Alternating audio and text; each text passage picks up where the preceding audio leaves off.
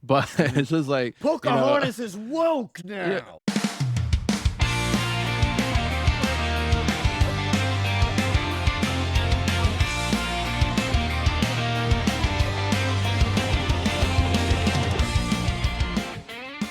welcome back to the Physical Cut, where films live beyond the stream. I'm Carlos, and today's episode is going to be a little different. I recently joined another podcast to talk about something that's at the heart of this very show, and that's why physical media still matters in a world that's increasingly digital. We cover everything from digital ownership and lost media to historical preservation and whether streaming is quietly changing how we value art. If you ever wonder why collectors fight so hard to keep disc alive, then this conversation is definitely for you. Hello, and welcome back to Super Wall Jump, a video games podcast where I talk to content creators and video game developers and everything in between. With me today, I have Carlos from The Physical Cut, and we're going to talk about physical media. Say hi, Carlos. Hi, how are you? So, who are you, and what do you do? I am a imposter when it comes to physical media, I guess. I love my physical media. I started just recently a podcast on it. I wanted to involve the community. I wanted to grow a community when it comes to physical media and film. My background is in politics, studied politics. I wasn't in politics. I've been producing events for about 10 years now. I moved from that. It was a little bit stressful, so I wanted to move myself to a better, a more experiences, basically. But I've always been in love with physical media, especially films, and that's the whole purpose of my podcast. Awesome. So, what is physical media for people that have never heard that term before somehow? And physical media is a lot of people just basically narrow it down to films and games, but physical media is basically anything tangible. You have your books, that's physical media. You have your CDs, your cassettes, all of that is just physical media. Anything that is basically an entertainment format that is tangible that you can hold in your hand, that is physical media. Makes sense. Why is physical media important in this day and age? I have a computer, as probably just everyone else out there. So if you already have a computer, why would you purchase a hard copy of a disc? Basically, it comes down to ownership. Physical media is all about ownership. The reason we got together is because we are getting news about physical media just disappearing or dying. Probably one of the best examples. And this is why I started the whole campaign with my podcast to help physical media thrive and survive, is because one night I wanted to sit down and watch 2 Week Notice. You know, it's a movie that I have to watch whenever I feel like it just comes to me. It's like but it's an epiphany sometimes. And I was like, I knew it was on Netflix, and it was on Netflix. Everything on Netflix was working properly. I played a few other movies that were working properly, but for some reason, 2 weeks notice was not playing. It was just buffering for about an hour. I took a shower, came back, made popcorn, came back, still buffering. And I checked my shelves. I don't have it. And I'm like, I really want to watch this movie. It's one of those movies that I just need to watch when I need to. So it was a headache, to be honest. Like after that, I just turned Netflix off. I don't think I've been to Netflix since. I don't even have a Netflix membership anymore. And most of the movies, whenever I want to go see them, and I know they're streaming, and I look for them, they're out of my playlist or my watch list. And that is sometimes like, it is a headache because, again, you set your mood up and you want to Netflix and chill. And when I mean Netflix and chill, I mean popcorn and myself. So it's like, you want to watch as good as it gets. You want to watch something's got to give. And it's not there. It's not there. You want a feel good movie, and now you're feeling bumped out because your movie's not there. And when physical media right now, I can go to my room and grab as good as it gets, and 2 weeks notice, and guess what? I can just pop them in, get my kicks in whenever I want to watch those movies. And that's probably one of the reasons, the main reason for supporting and just like saving physical media, is to be able to access it whenever you want. It's not up to the streamers. It's not up to the licensing. It's just up to basically you owning it. It's all about you owning it. It's way more reliable because, again, with something like Netflix or Amazon Prime or what have you, these licensing deals that they have for movies oftentimes can last like 6 months and then it's gone. And then you have to go onto Google and be like, where can I find Superman from 1997? Oh, well, actually, that's only available on this niche streaming service that's only available in, like, the UK. Unless you own it physically, in which case the only obstacle is whether or not you have a DVD player or a Blu-ray player. Yeah, you go check and it's like somewhere in Slovakia, and I'm like, I'm not Slovakian. I can't access that. It's also the fact that now a lot of the news and a lot of the criticism, not just from physical media done, it's just even if you own it on digital, it's subject to disappear. They don't have to tell you. At this point, you're not even buying it. You're basically just renting it. And it's ironic because sometimes they advise you, oh, this might disappear from your library at one point. You're welcome to download it to an external hard drive. I'm old enough to know. I think that's called bootlegging, isn't it? Or is it pirating? Because that's what we used to do back in the day with torrents, LimeWire. Wasn't that also an external hard drive? It depends, right? If you are torrenting something, you could theoretically say that that is pirating. No. I think bootlegging would be the appropriate term of, all right, cool, I own this, but I'm going to make a copy of it. Yeah. Which is what people are doing now. They're doing that now. Well, you have to. Recently in the news, Sony announced that they were going to be deleting 551 movies and TV shows from people's accounts in the UK. This is because they got those movies and TV shows from a deal with Studio Canal. Studio Canal and them did not reach a new deal. And so, on September 1st of this year, they're no longer going to have access to those movies. So, if you bought one of those movies on PlayStation, it's going to be gone. Sorry, it's not allowed for you to own it. Because these days, a lot of the times when you are purchasing a digital good, you are not actually making a purchase. You are actually purchasing a license to use it. And that license can be revoked very easily, which we are finding out. Hey, even if you purchase a movie on any of these streaming services, cool. If Amazon loses the rights to show you a certain show, it doesn't matter if you bought it. It's going to be gone. And then that $15 that you spent, you could have just bought a hard copy of a disc and put it on your shelf, and then you wouldn't lose it.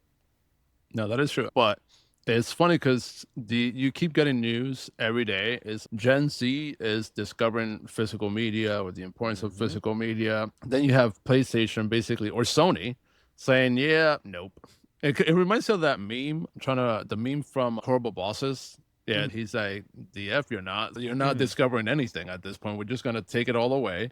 And I get the fact that it's like people I posted on Reddit and I said, what do you think about physical media, or at least Sony taking out physical games?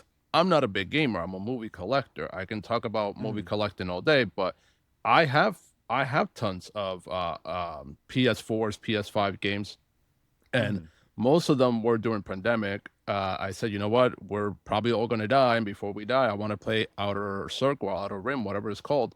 And 5 seconds later, I got bored. Not going to lie. But the thing is that at least I was able to go somewhere, socialize with people. Because if you're buying out digital games, you're only socializing with the store. Yeah. You're not socializing with anybody else. I went to GameStop during the pandemic with my mask and seeing humans.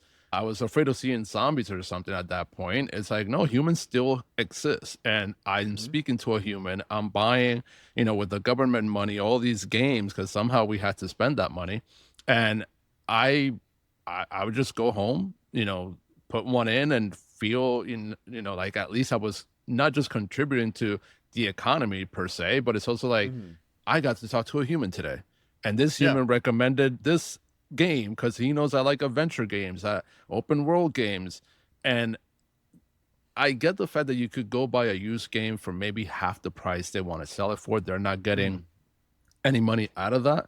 But if you put that same context of, oh, we're not making money because people are buying used games, then, okay, well, books would not exist because I have a lot of books that are secondhand books. That doesn't mean that that author, Stephen King, for God's sake, like I have a whole Stephen King, I call it the Dark Tower. It's like a huge bookcase. It's all Stephen King. A lot of them are secondhand books because I buy a different cover anytime I find it. Same thing with Wuthering Heights and Jane Eyre. That is the Mm, importance for me when it comes to physical media in literature. I have different versions. I have this used version of Wuthering Heights is a hardcover that it was printed in 1960 something. And I mm, got it when I was traveling. I found it. I was like, you know what? I'm taking it. I'm pretty sure Emily Bronte is not getting money out of it, and it's fine. She doesn't need it. At the end of the day, if books were non-existent because people are buying secondhand, like what would mm. literature be? And that's the same thing with films. I bought a Spice Girls DVD this weekend for 12 bucks. Oh no, 25 bucks, sorry. And that's not any royalties for the creators. But Yeah. the film is not in print, so I got to buy a secondhand one at this point. So Mm. I'm like, are you going to stop making films because of that? I'm like, we're buying them secondhand because they're not accessible anymore. You know, you're not reprinting them. And now I believe they're going to throw it on streaming. And I posted, I'm like, I don't need to watch it on streaming. I just bought it this weekend. I don't have to Yeah. pay for a streamer for that. And if you look at games and everything else, it is a way for them to monopolize how you Yep. access this content. It's why Amazon's like, oh hey, you should buy books on the Kindle. Because if you can't share a book on the Kindle with your friend. You can lend them your Kindle, but I would, I would not be surprised if Amazon was like, how can we make sure that we have authentication on the Kindle? And games are the same way. If you don't have physical media, you can't resell games. You can't share them with your friends. There's not really going to be a reason to go to GameStop. And that also means that they can have monopolistic pricing structures. Hey, we're the only place you can get a PlayStation game. Hey, we're the only place you can get an Xbox game. And guess what? That means we can charge whatever we want. I made a video recently talking about, Sony's decision to try and get rid of disk drives so that way they don't have to have physical media, basically, ever again. And a big part of it is, yeah, they can charge whatever they want because the only way to get new games for PlayStation is going to be through the online marketplace. Immortals of Aveum, a game that no one played, is $70 on the PlayStation Store. As of recording, the Steam summer sale is going on, and that game is $6. It is less than 10% of the price. And because it's not a big game. You don't need to charge $70, but PlayStation knows, hey, we have no competitors. You can't buy PlayStation games on another online store on the PlayStation. Steam at least has GOG and Epic Games and theoretically Game Pass where you have to compete, but that also drives prices down. And when you get rid of that competition inherent in physical media, you can charge whatever you want. Imagine a world where books were always $100 or games were always $100. A lot less people would be buying books or games or movies if they had to spend $100 every time. Like, hey, we mentioned Obsession in the pre-show, and hey, you don't think they want to charge you $50 to own Obsession digitally? They do, but they know that they can't because they know that someone's going to be able to get Obsession on DVD and share it with their friends. And it's a real way to fight back against, the rampant horrors of capitalism or what have you by investing in that physical media because you can share physical media. No, it's true. One of the Redditors, he was like, he informed me because again, I don't keep the math on games, and he said, "Oh, most of the games are bought digitally anyway." Mm-hmm. I think recently we bought Tomb Raider, the set of 3 on Mm-hmm. PlayStation 5.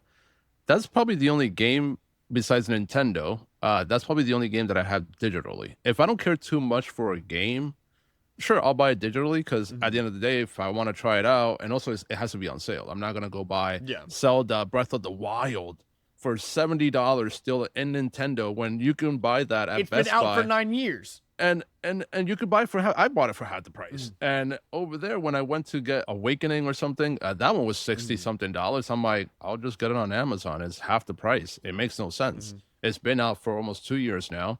I'm not gonna spend money on that. That's why I haven't bought the more recent one. And as much as I like Zelda, but the only way that I spend money on a digital game is if I'm too lazy. If I have a party starting in about an hour and we all want to play Mario Kart, but I did not know that most of the games are digital, but it doesn't mean that just because most of the game are digitals, or you could at least do like some movie companies do a limited edition. Like, okay, if most of your sales are digital, then I don't know, make 2,000 copies of a game. You're still Mhm. gonna make some money out of that. But I'm like, what's the point of you coming to your friend's house? And I say because it's happened. I grew up in the 90s. You went to your friend's house with your cassette or your disc and you pop it in. Now you have to go to your friend's house. Oh, let me log into my account from your Nintendo, your PlayStation. I'm not good with passwords. Oh, I can't log in. Now I need a how do you call that? The multi factor, to prove that it Multi-factor authenticated. authentication. Yeah, I'm just like, narrow it down. We got a lot of acronyms already. So I'm like, yeah, I can't remember. I'm like, what phone number did I put? And now I don't have good Mhm. signal. It's a little bit jumping through hoops to Mhm. socialize. Even like again, if you're going to a party and you want to socialize and play Mario Kart, and I'm not in my house, well, now I can't access my account. What we Yeah. do is that we literally carry. It sounds stupid, but it's true. We literally carry our games, our physical games, our Nintendo Switches to Mhm. another house whenever we want to go to a party because I Yeah. know we're gonna end up playing and I have most of the games. So it's like if we want to do a party, yeah, now you gotta carry not just the hors d'oeuvres and the champagne, now you gotta carry with your Nintendo Switch as well. It's it's ridiculous. Yeah. And the thing is that going all digital, let me rephrase. Physical media is also a major hedge against piracy because there are people that when they see Immortals of Aveum for $70, they say no. And if there's no better way to play it, I'm just going to pirate the thing, right? Hey, cool. Oh, so you're telling me I need to spend $50 on a DVD of Starship Troopers? I'm just gonna go to insert piracy website here and go watch the movie that way. Physical media is a hedge against that. Piracy is mostly an issue of access. If people can access it easily, they're not gonna go to a sketchy website. But if you make your content hard or expensive to get to, people are gonna look at other means. As collectors, my fear is just having the access to just what I like. I'm a very OCD and I'm a very anxious person and I'm always afraid of losing my things. But once something is in my computer, I'm not a big techie person. Mm-hmm. So that's probably why I love physical media so much. I don't know where things are. I don't know where anything in my computer is. I don't know where my photos are. I'm always afraid of my photos being leaked again, but my identity Mm-hmm. being stolen for the first time. I'm not a big techie person. And and they're like, "Oh, you're an old person." No, it's just that I'm working half of the time, and the other Yeah. time I don't have time to go in and explore my computer. I just use it for my podcast. I use my phone for Instagram, but I don't know. It just feels so different walking into your room and seeing that display. Then how are you gonna walk into your room and you just got like bare walls and oh yeah, let me turn on my TV and my PlayStation and I'm just gonna look at my digital library. That it Mm-hmm. doesn't have the same feeling.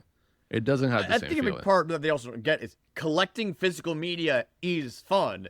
If listener, you're watching YouTube right now, you can see a bunch of books that I have on the bookcase behind me, and that's one of multiple bookcases that we own. We like books. Having books is fun. I like being able to sort of peruse stuff at my leisure, and it also is just a reminder of the life that I've lived, right? And that's something that physical media can really do. Is like, oh hey, there are books on there that I can tell you when I got them, how long I've had them, and the memories that I associate with them. I'm pointing at a book right now, which is the first volume of Drive, which is a web comic about space and aliens, and it's really good. I remember taking that on a cruise like a decade ago and trying to get my dad to read it because he likes comics. You can't do that with digital media as much. Handing a book to someone and being able to hold it in your hands is a fundamentally different experience than be like, oh, hey, I found this website, Dad, check it out. When we were talking before in the pre-show, I mentioned that I love traveling. I work for an airline company, Mhm. and sometimes people ask me, it's like, "Oh, you went to this museum?" I'm like, "What museum?" "Oh, you went to this other place?" I'm like, "What other place?" I'm like, "I can mention every bookstore in London and every movie store in Mhm. London, but I'm not gonna go to the British Museum. I went once. One, it smelled. It was too hot, and everything there is stolen. Why would I want to go back?" And then I went to Rome, and I was like, "Oh, Mhm. that's a rock. That's another rock." I'm like, "Where's the movie stores at?" Google movie Mhm. stores. Oh, Profondo Rosso is here. You know, it belongs to Argento. Let me go check that out. The only museum that I remember vividly is the little museum they have under Profondo Rosso, which is Mhm. Argento films, little scenes from Argento films. I don't remember the Vatican. I feel like one of my best experiences was walking into a bookstore in Mexico City and I just go to them. I'm like, okay, tell me about your regional politics, your domestic politics. Give me all the books you have on politics. But the Mhm. same thing when I go to a video store or a movie store in another country and they speak English, I'm like, oh, thank God. Or Spanish, because I Mhm. speak Spanish as well. But it's like they tell me about their movies. I love Pedro Almodovar. So when I go to Madrid, which is one of my favorite cities, I'm able to talk to people about Pedro Almodovar. I still love talking to people about that. And especially when they know physical media, I've discovered a lot of films because people, oh, go grab that disc. Or when I post pictures, people are like, oh, that movie that's on your picture right there, it's a Mhm. good horror movie. You should probably pick it up. I travel with an empty suitcase or an empty carry-on bag because I know. And people were like, "Oh, you brought a lot of stuff. What you bring back? Souvenirs?" I'm like, "Well, no, books." Everything on your shelf is a story, Yeah, right? And that is another, even if it's a boring story. Hey, I went to Barnes and Noble and I picked up the book and I got an iced coffee. It's still it's not the most riveting story, yeah, but it's still a story and it helps ingratiate you more into the world at large. I think also something we should bring up is preservation is a lot easier with physical media than digital. I think particularly of there are lots of games that have come out over the years that are lost to time. Um, and for film and TV, if you look at something like Doctor Who, the first few seasons of Doctor Who basically all got burned up in a fire. They got some of the audio, but it wasn't incredibly popular, so it wasn't preserved. And digital media will only preserve the stuff that is popular. And I don't know. I think there are some things that should be kept preserved just for like historical purposes. Hey, maybe this game for the NES was really bad. Maybe this movie that someone made in 1960 sucks. But that doesn't mean that it's not important and also representative of the time that it came out. Digital media is not going to preserve the movie from 1960, right? Like, I yeah. know Le Quatre is cool. 400 Blows. Like, hey, that one's going to be preserved, but there's a lot of like French New Wave films that are not going to be touched because they just aren't that popular, but they still should be preserved for the impact they've had on culture. And it's funny because I'm like, you mentioned films that some people might not care about. I don't care about The Room. I don't know if you know Mhm. the movie The Room. I Um, I I drank a it's lot while watching that in So college. yeah, so my former roommate used to love that movie. I hated it, but it doesn't mean that the movie shouldn't exist. You know, the Prince Charles Cinema. I don't know if they have stocks into in that movie, but they basically make an event almost every year or maybe twice a year. Mhm. Um, and the actor, the creator, comes and he shares with the people in the cinema uh after the movie, before the movie. I think he even watches the movie with them. But the fact that that movie, some people have that movie physically, I don't think that's a movie that a lot of companies are going to take the risk of preserving or upgrading to 4K if it's even possible, to be honest. Mhm. If that's the case, I wouldn't mind at least collecting it just to like have a part of that history of probably one of the worst Mhm. films ever made. But if we're going by, oh, this film is the worst or this movie is the best, and that's how, you know, like you said, that's how we're preserving things. I'm like, I don't know. Then why did we preserve Solo? You know, it is. I like it. It's Mhm. not a horrible movie, but it's a movie that is not for everyone. You know, that Oh movie is yeah. not for everyone, and I'm pretty sure that a lot of people who collect physical media don't want it because it's not a very well, it's not a known film for being good, or it's not a Mhm. film known for, you know, being entertaining. And, you know, they're collecting physical media to be entertained. And I mean, unless you're into some, I don't know, never mind. Keep it safe for work because that movie should not be talked about at all. But it's still a movie that you should see because if you're watching it from a perspective of this is this is a time in history and this stuff kind of still repeats itself. You watch it with that mentality. You're like, yeah, no, this is a very important film. I mean, Yeah. the 400 blows. I love the 400 blows. Oh, 400 blows is so good. That Like one of the final shots. yeah, Hey, cool. They didn't have dollies or anything, so they got the camera in a shopping cart and they were they were pushing the cart yeah, alongside the kid to get that shot.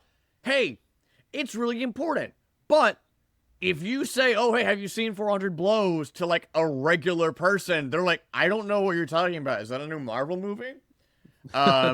Is that the new Dragon Ball Z movie? No, it's not, but they have no way of knowing. there's another French film, Avoir les enfants, a Mhm. goodbye to the children. That was a blind buy for me. It's such a beautiful film. It's a Jewish kid becomes friends with a non-Jewish kid, and then I don't want to spoil anything. Their friendship is a little rocky at the beginning, and then you know, when he finds out he's being searched, they're searching for them and stuff like that. And then you have some people there that are a little bit untrustworthy.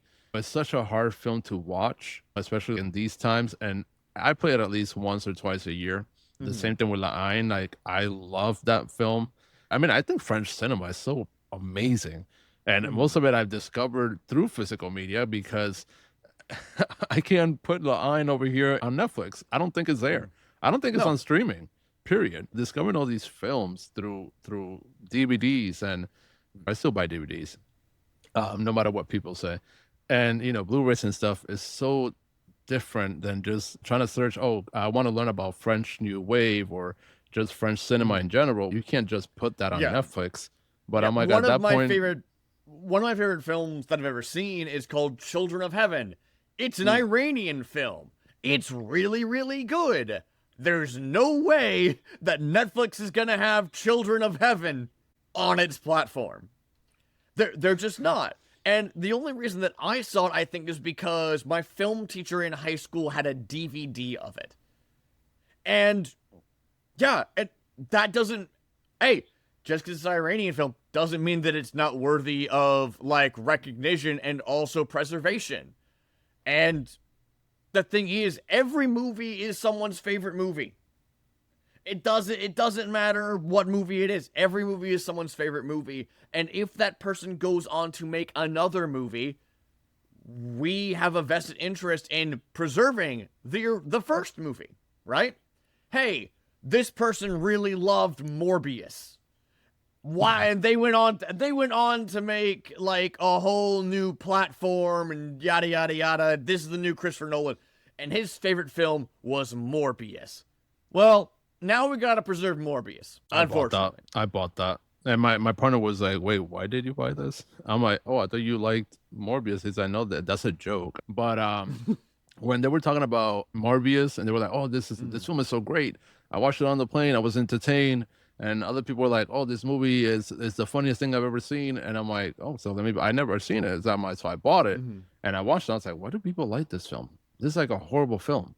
But I don't mind selling it. I don't mind, exchanging it for store credit or something. But yeah, no, But some films just need to be preserved for yeah, us to keep the humor alive.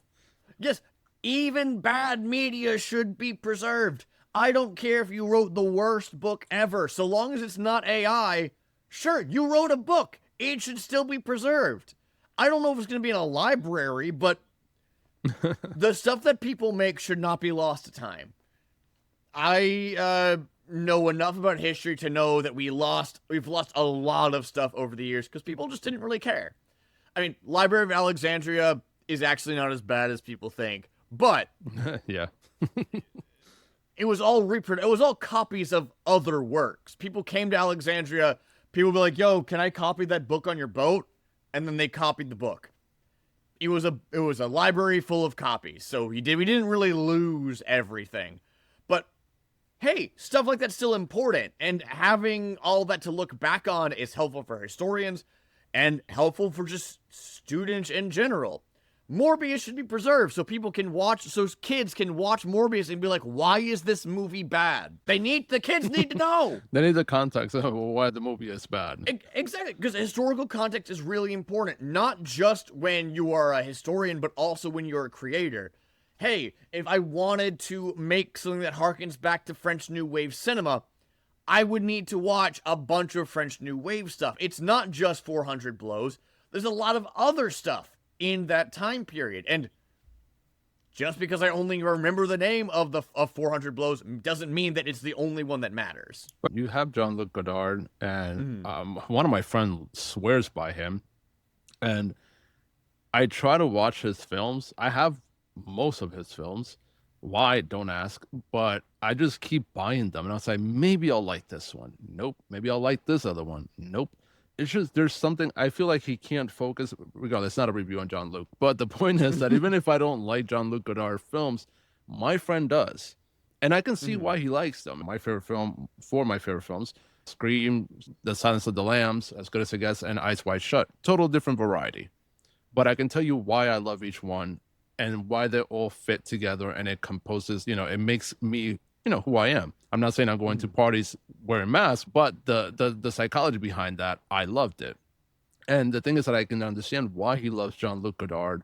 I forgot the title of the films right now, but they're fun. They feel young, and I can see that. He's that type of person. He's a photographer, and I'm like, yeah, they fit your personality. Maybe that a Jean-Luc Godard film is more because my personality aligns with it. I like them.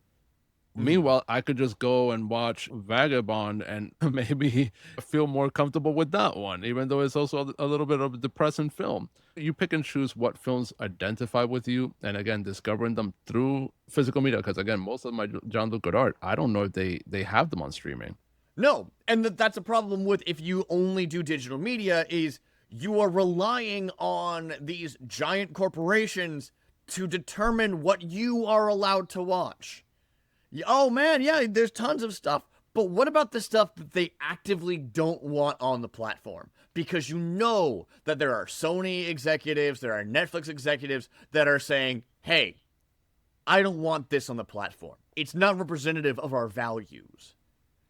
And when they say stuff like that, you should be interested in what they are trying to keep from you. And if you have physical media, you are not restrained by them. Yeah. Right now, some of the stuff that when you said you wanted to talk about lost media as well, and right now that we're talking about that, like I said, The Room could be one that could just disappear out of nowhere.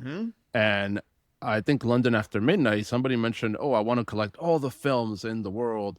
Impossible. A few of them have burned out from, was it nitrogen that they use on the film or whatever? London After Midnight is one of them. Everybody wants to watch that film. Why? Because it's impossible to find. Now everybody wants to watch it. So guess what? If somebody can copy, not copy paste, but like restore tiny little bits of it to restore that film, then yeah, that film is going to sell out. The physical format of the film is going to sell out. Right now it's Criterion month, and I've been doing a few episodes, and I'm working on a few topics for the Criterion month, is because of the alternative cuts. Number one, that's something you want to have. I love Kubrick. He's one of my favorite directors. I love all his films. Not a lot of people do, and that's fine. But right now you have some Kubrick films that have versions that people have not seen. We could not have those versions here in the US because they were not allowed. They were banned. And Criterion has a UK version of Eyes Wide Shut. Great. That's one of my favorite films. Is it better than? No, it's not. It's just as good. But the thing is, like, at least I have access now to that version that I never had. I saw Eyes Wide Shut in theaters, and my friend was there for different reasons than me. He only went because he saw the trailer. I went because I know Kubrick. And I was mind blown. He was mind blown, but we were mind blown for different reasons. And I came out of that movie. I was like, yeah, no, there's no way that any other film is gonna beat this one. Most of my favorite films are like from before 2005, I guess. So that kind of also adds up. At least for TV, when you mention TV, you have the TV edits. You have I don't know how many edits Seinfeld has. That's a very cult classic. I'm not a fan of Seinfeld, but again, I have friends who are, and I try to watch it, and I'm like, it's not for me. You have the bonus features and director commentaries. You got regional releases. Like I said, Eyes Wide Shut has a UK version, and again, bringing it back to like the silent films that completely disappeared. Some of them are still, I Walk with a Zombie. It's probably one of the first zombie movies. I believe it was 1930s, 1940s. And a lot of people that love zombie movies don't know of that film. And I'm like, the best way to discover it is through the Criterion collection, which they have it. I don't think I've seen that film outside of the Criterion film, to be honest. And I'm not defending Criterion because I got my thoughts on them as well. But the fact that they're probably one of the biggest companies, at least here in the U.S., because a lot of their stuff is also from Studio Canal, and they just paste the Criterion logo, or Coruscant, and they just paste the Criterion logo. But at least they take the time to preserve all those films that could have been dead. But I don't think that through Netflix, or again, we're not badging on Netflix, but Amazon or whoever you stream with, I don't think you're going to be sitting there for 7 hours going through all their film catalog. It's impossible. And there's also something we said about censorship, right? Say that, the CEO of Disney decides, actually, I don't like gay people. And he removes all of the queer films from Disney Plus. What are you going to do about that? You can't do anything about that if you are only relying on streaming or digital media. I'm a bisexual man. I, enjoy various kinds of queer film. A lot of those are not necessarily people's favorite thing to have on their platform. And with the rise of the alt-right, all across the world, we're seeing pushback against that kind of content. So again, having physical media is also important for that reason, because, hey, if someone decides politically, actually, I don't like this anymore, I'm going to get rid of all of it. No, you're not allowed to watch But I'm a Cheerleader anymore. I'm going to wipe it from my service. Hey, people should still be able to have copies of that movie, If they ban every movie that is inappropriate, I think that I would be left with probably just my Disney. Oh no, those will be gone too, because Pocahontas technically is inappropriate. But it's just like Pocahontas is woke now. Yeah, no, Pocahontas, the Emperor's New Groove, I guess, is racist, because you have David Spade being what is it, Chilean, Peruvian. So there's always going to be. No. Remember, the main character dresses up as a woman. Oh, there we go. Yeah. They're pushing drag. And I'm like, come on, I grew up with SpongeBob, and to quote Whoopi Goldberg here, because I always have to go back to Whoopi or Robin Williams. Actually, as a matter of fact, and sorry for this small tangent, if we were talking about censorship today, and not just from the right or also from the left, I'm like, Robin Williams would not have a career, because he would call out anybody, and he was always on the right side of history. But you could be on the right side and call things out and still be canceled. But Whoopi Goldberg said it best. You're attacking SpongeBob, a sponge. He has no genitalia. And you're attacking him for being or gay or bisexual. He's a sponge. And I love John Waters. I mentioned that I loved Pedro Almodovar, that he's one of my favorite directors. But I love John Waters. And he makes films that are not suitable for a lot of people. Not just for children, but for a lot of people. Do I think your children should watch Pink Flamingos? Sure. Start with Hairspray first. But my thing is that he's a very polarizing director. He's done films that are just pushing the boundaries of what should do in cinema. And you can say that's art house, I guess, now, because everything now is art house. That's camp. That's what real cinema, indie cinema, really looks like. You want to make indie cinema? Go study John Waters. And that budget, what he did with those budget, that, then you can call yourself an indie director. Criterion released Hairspray and Desperate Living. I haven't been able to find Desperate Living for a while, at least like in a good version, because I collect his films. But again, I just love the fact that you said, like, just this is what's suitable for you. This is not what's suitable for you. And you got to watch what we tell you. I'm like, that's dictatorship. Which is what they want, right? It's also what advertisers want. Advertisers want to be able to say, okay, cool.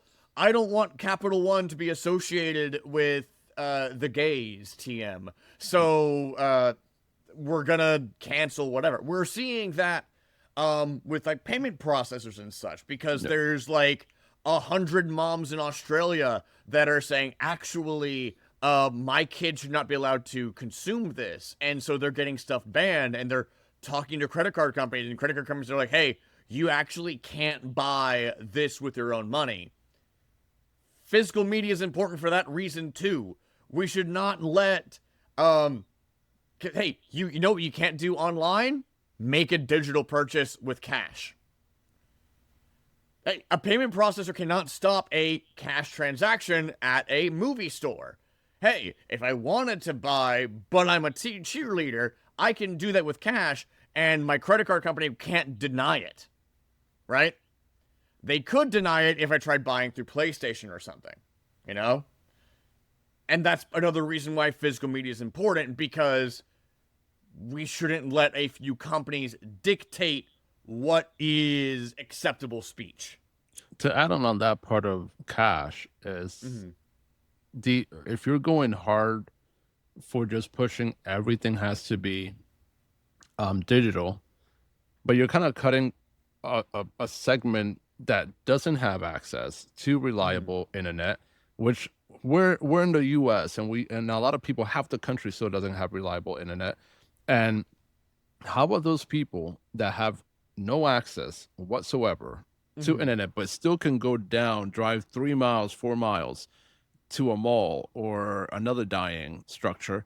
But you go down to a mall, to a GameStop or EB Games, whichever one exists still, and buy a physical film, then drive back 3 miles home.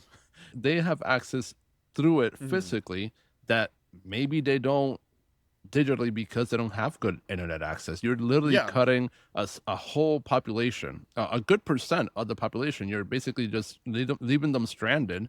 Some people can't even update their games because the Wi-Fi signal is not good.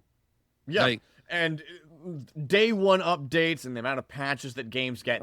Jesus Christ. That's a whole other conversation that I could spend a long time talking about. And I am going to make a long form video on it, and I am going to blame all of it on No Man's Sky.